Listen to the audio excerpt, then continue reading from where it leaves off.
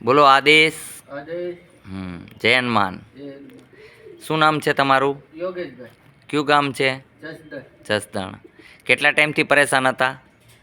6-7 વર્ષ. 6-7 વર્ષ થયા. ઘણી બધી દવા લીધી તોય ફરક નથી? ના ના. અત્યારે કેમ છે તમને?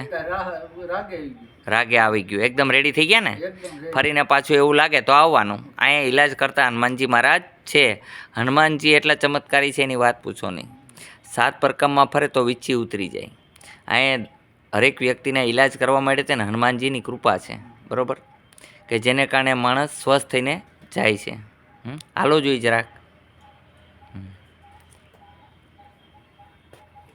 ઉઠવા બેહવામાં તકલીફ પડતી હતી, આંગળા વાળવામાં તકલીફ પડતી હતી, હવે જુઓ જે આંગળા વારો જોઈએ વરે હે ને?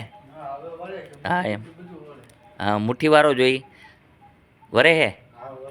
બેય હકાય છે ને? તો બસ. ઈશ્વર ક્યાં છે? ઈશ્વર ક્યાં છે?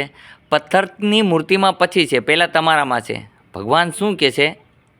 હરેક વ્યક્તિના હૃદયમાં હું છું. કૃષ્ણ ભગવાનને અર્જુને એક પ્રશ્ન કર્યો કે ઈશ્વર તમે ક્યાં છો? એટલે કૃષ્ણ ભગવાને કીધું કે નથી કાશીમાં, નથી હરિદ્વારમાં, ચિત્તપ્રજ્ઞ રૂપે ચેતન સ્વરૂપ તારા હૃદયમાં જ છું. આજ મનુષ્ય હારે બનાવટ કરે તે ખોટું છે. એની હારે બનાવટ ન કરે અને વ્યવસ્થિત હાલે તો કાંઈ દુઃખનું કારણ નથી. ભગવાને કીધું મસ્તકમ બ્રહ્મ સ્વરૂપમ હૃદય વિષ્ણુ પૂર્ણ શરીરમ શિવ સ્વરૂપ.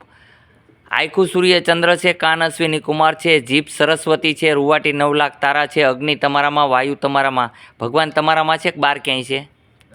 સારા કર્મ કરો તો ભગવાન આપણામાં જ છે, પણ શેતાન કર્મ કરીએ તો શેતાનને ગોતવા જવાની જરૂર નથી, એ પણ આપણામાં જ છે.